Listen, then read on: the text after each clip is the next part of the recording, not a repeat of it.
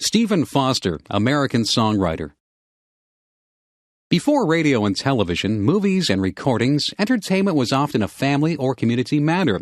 Someone in the family could play a musical instrument, or a neighborhood musician would play for small gatherings. In addition, there would be traveling groups of musicians, actors, and clowns who would go from town to town. In 19th century United States, one of the most popular forms of entertainment was the minstrel show. Black slavery was still permitted in the southern states until 1865. Even after that date, the lives of many blacks working on large farms or plantations did not change much.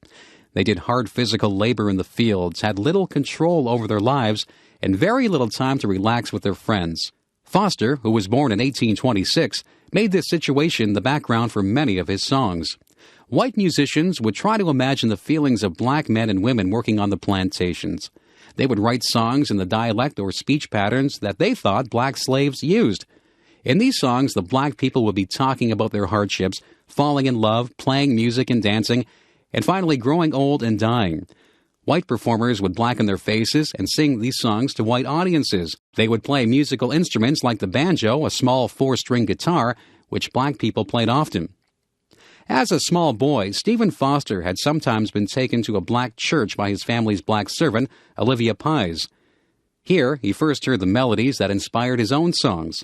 Only a couple of Foster's songs are based directly on Negro spirituals, but many of his songs have the natural simplicity and emotional power of folk songs. The youngest member of a large family, Foster showed his musical talent at an early age. He played the flute, violin, and piano. Growing up in an energetic business family, Stephen was expected to become a businessman, and for a while he worked as a bookkeeper.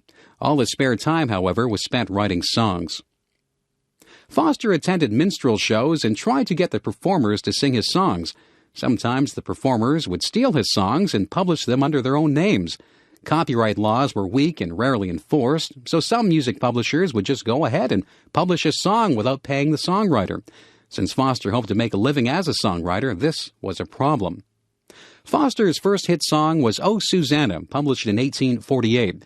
It became popular with the thousands of men from all over the United States who were heading west to the California gold rush of 1849. Unfortunately, as an unknown songwriter, Foster received no money from his early songs.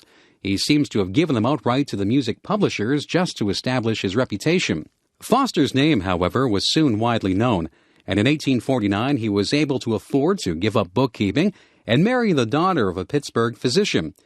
During the next 5 years, he earned a moderately good income from songwriting. In 1851, a daughter, Marion, was born. Foster wrote many of his best-known songs at this time: "Old Folks at Home" in 1851, "My Old Kentucky Home" in 1853, and "Jeannie with the Light Brown Hair" in 1854. Difficulties in Foster's marriage began fairly soon.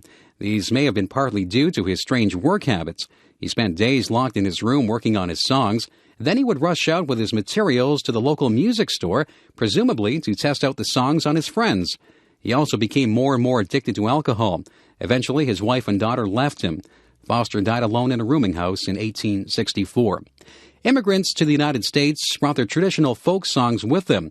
However, there are very few typically American songs. Foster provided many songs that expressed the life of 19th century USA.